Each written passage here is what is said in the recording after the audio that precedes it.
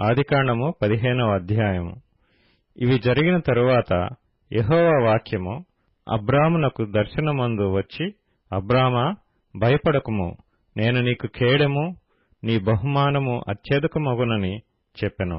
అందుకు అబ్రాము, ప్రభువైన యెహోవా నాకేమి ఇచ్చిననేమి? నేను సంతానము లేనివాడనైపోవచ్చున్నానే.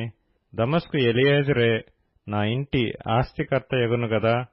మరియు అబ్రాము, ఇదిగో నీవు నాకు సంతానమియ్యలేదు గనుక నా పరివారములో ఒకడు నాకు వారసుడగునని చెప్పగా, యెహోవా వాక్యము అతని యొద్దకు వచ్చి, ఇతడు నీకు వారసుడు కాడు, నీ గర్భవాసమున పుట్టబోచున్నవాడు నీకు వారసుడగునని చెప్పెను.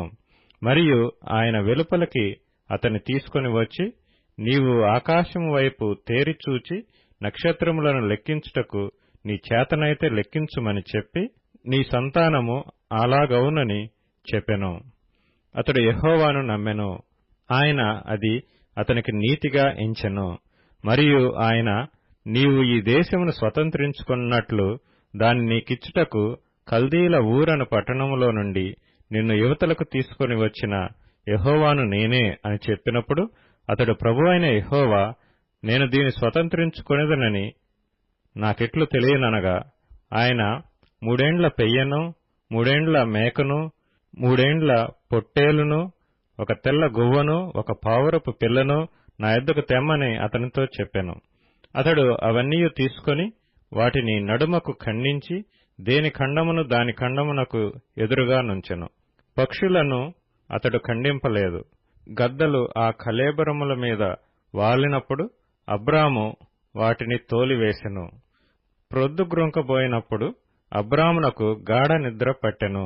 భయంకరమైన కటిక చీకటి అతన్ని కమ్మగా, ఆయన, నీ సంతతి వారు తమది కాని పరదేశమందు నివసించి ఆ దేశపు వారికి దాసులుగా నుందురు. వారు 400 ఏండ్లు వీరిని శ్రమ పెట్టుదురు. వీరు ఎవరికి దాసులవుదురో ఆ జనమునకు నేనే తీర్పు తీర్చుదును. తరువాత వారు మిక్కిలి ఆస్తితో బయలుదేరి వచ్చెదరు.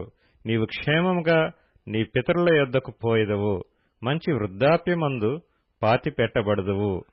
అమోరీయుల అక్రమము ఇంకనూ సంపూర్ణము కాలేదు గనుక నీ 4వ తరం వారు ఇక్కడికి మరలా వచ్చెదరని నిశ్చయముగా తెలుసుకొనుమని అబ్రాముతో చెప్పెను. మరియు ప్రొద్దుగ్రుంకి కటిక చీకటి పడినప్పుడు రాజుచున్న పొయ్యియు అగ్ని జ్వాలయు కనబడి ఆ ఖండముల మధ్య నడిచిపోయెను.